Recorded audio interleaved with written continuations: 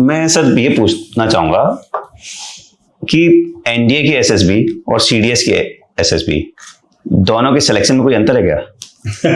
नहीं, जैसे कुछ लोग आते हैं ना कि सर मैं तो एनडीए की एसएसबी के लिए जा रहा हूँ, एंड कुछ बोलते हैं कि सर मैं तो इंजीनियरिंग उसके लिए जा रहा हूँ, तो मतलब हर एक की एसएसबी में कोई डिफरेंस है? कैन यू जस्ट एक कदम थोड़ा पीछे लें इससे कि एसएसबी है क्या, मतलब उसमें देखते क्या है? हाँ। अगर वो बेसिक मतलब अगर क्लियर हो जाता है आपके व्यूअर्स को, या तो उसमें आपको फिर पता चल जाएगा कि एंट्रीज में क्या फर्क है। मान लेते हैं एक प्रिज्म है जिसके अंदर हम जनरली व्हाइट लाइट स्ट्राइक करते हैं कि उसका रिफ्रैक्शन पैटर्न हमें नजर आ जाए, कि हम उसकी उस धातु की उसकी जो प्रॉपर्टीज है वो समझ में आ जाए। व्हाइट लाइट में वैसे 7 रंग होते हैं मान लेते हैं, और इसके अंदर मान लेते हैं इस लाइट के अंदर 15 रंग है, वो 15 है हमारी ऑफसेट लाइट क्वालिटीज।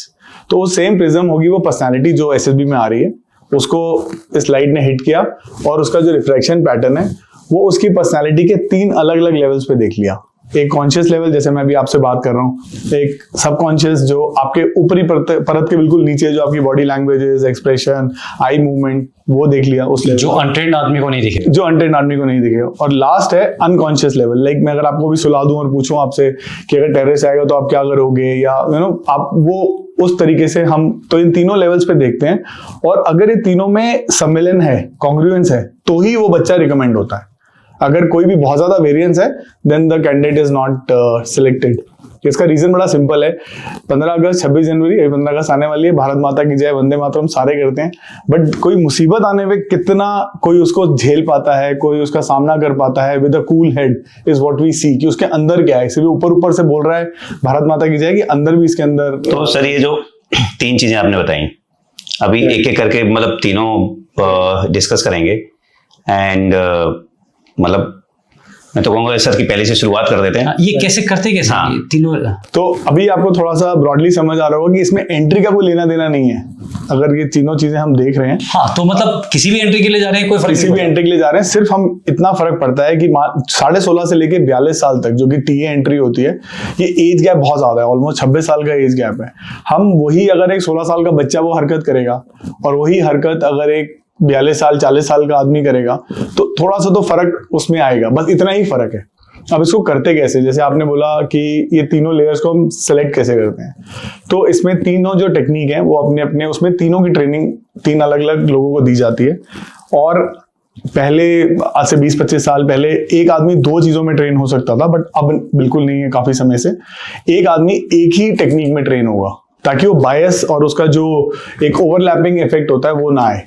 आप सर उन इंस्ट्रक्टर्स की बात करें जो कैंडिडेट को एग्जामिन कर रहे होते हैं, जो असेस कर रहे होते हैं, देख रहे होते हैं, तो वो केवल एक ही क्वालिटी, एक ही लेवल पे चेक करेगा। जीटीओ, इंटरव्यूअर और साइकोलॉजिस्ट हम जिनों की बात कर रहे हैं, वो एक ही तीनों में से जो एक आदमी होगा वो खाली या तो जीटीओ कोर्स कर सकता है, या इंटरव्यूइंग ऑफिसर बन सकता है, या साइकोलॉजिस्ट बन सकता है। ऐसा नहीं है कि आज वो इंटरव्यूइंग ऑफिसर बन गया तो कल वो साइकोलॉजिस्ट बन जाएगा, परसों जीटीओ बन जाएगा, क्योंकि इसकी ट्रेनिंग इतनी ज्यादा कठिन है। एक्चुअली काफी लोग बोलते हैं मेंटल कमांडोज की तरह है, क्योंकि उसको एक इंसान को देखना है अंदर बाहर से बिल्कुल निष्पक्ष होके, बिल्कुल ऑब्जेक्टिव होके, बिना अपने बायसेस लाना, बिना अपने घर की प्रॉब्लम्स उसके अंदर सम्मिलित करना।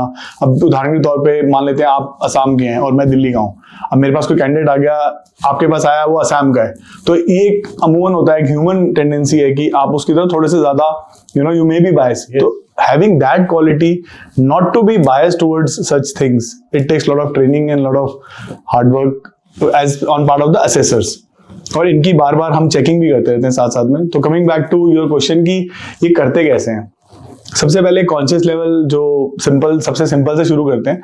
मैं आपसे बात कर रहा हूँ, आप मेरे से सवाल पूछ रहे हैं और मैं आपको सवालों का जवाब दे रहा हूँ, और इन सवालों के जवाब में आपको हो सकता है कोई सवाल मेरे को, अब जैसे आप मेरे सवालों से ही, जवाबों से ही और सवाल निकलेंगे, आप कुछ और जानना चाहेंगे, फिर कुछ और जानना चाहेंगे।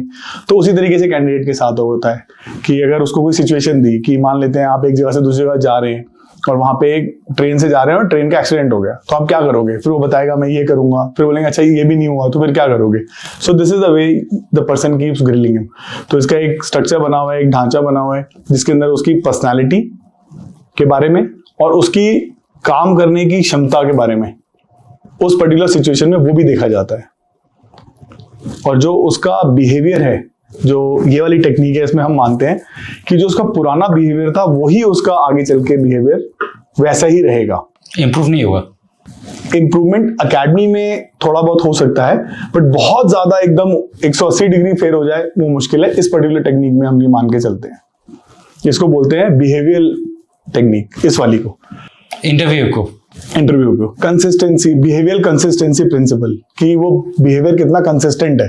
मान लेते हैं आपके 10th में आए 95%, 11th में सडनली आए 40%, तो बोलेंगे क्या हो गया? आप बताते हैं कि मेरे ना घर में प्रॉब्लम हो गई थी, फादर बीमार हो गए थे, मदर बीमार हो गई थी, मोबाइल आ गया।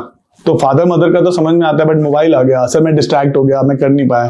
तो अब आप समझ रहे होंगे कि फिर अब जैसे आगे आगे चलेंगे, अब कल को हो सकता है वो लड़ाई के दौरान भी कोई डिस्ट्रैक्शन आ सकती है, घर से फोन आ सकता है, या कहीं इधर उधर से कुछ बात हो सकती है कि अरे नहीं, तो वो कितना उसकी पर्सनैलिटी पे इफेक्ट करेगा वो इस टेक्निक में दिखाया जाता है। Then the second part is जो सबकॉन्शियस लेवल, जो कि सबसे ज्यादा मुश्किल माना जाता है, क्योंकि अगर आपको मूवी याद हो मैं खिलाड़ी तू अनाड़ी, जिसमें वो अक्षय कुमार बोलता है ना, तुम्हें तो बार बार टेक मिलते हैं और मुझे तो एक ही टेक मिलता है, और उसी टेक में मुझे सब कुछ करना होता है। तो ये जो जीटीओ टेक्निक है, जो मैं 7 साल तक जीटीओ था, 4 साल इलाहाबाद में और 3.5 साल एक इंस्ट्रक्टर था। जीटीओ में क्या होता है, उसको हम एक सेट ऑफ टास्क देते हैं और हम ये नहीं देख रहे कि उस टास्क के सोल्यूशन क्या दे रहे हैं हमें। Solution is just one part of it. हम देखते हैं उसकी बॉडी लैंग्वेजेस क्या हैं, उसके एक्सप्रेशंस क्या हैं, आई मूवमेंट्स क्या हैं, वो किस तरीके से बात कर रहा है, अपना पॉइंट कैसे दे रहा है, क्या वो बहुत सुपीरियरिटी कॉम्प्लेक्स दिखा रहा है, या वो एक बिल्कुल टिमिड, डरे हुए डरपोक की तरह बात कर रहा है। तो we go into those kind of details, but this can only happen once or twice, वो जब पूरे 2 दिन वो हमारे साथ रहता है सबसे ज्यादा, और उसमें हम देखते हैं। और जो तीसरी टेक्निक है जो अनकॉन्शियस, जो मैं आपको बता रहा हूँ, उसमें 4 टेस्ट होते हैं, TAT, SRT, WAT और सेल्फ डिस्क्रिप्शन।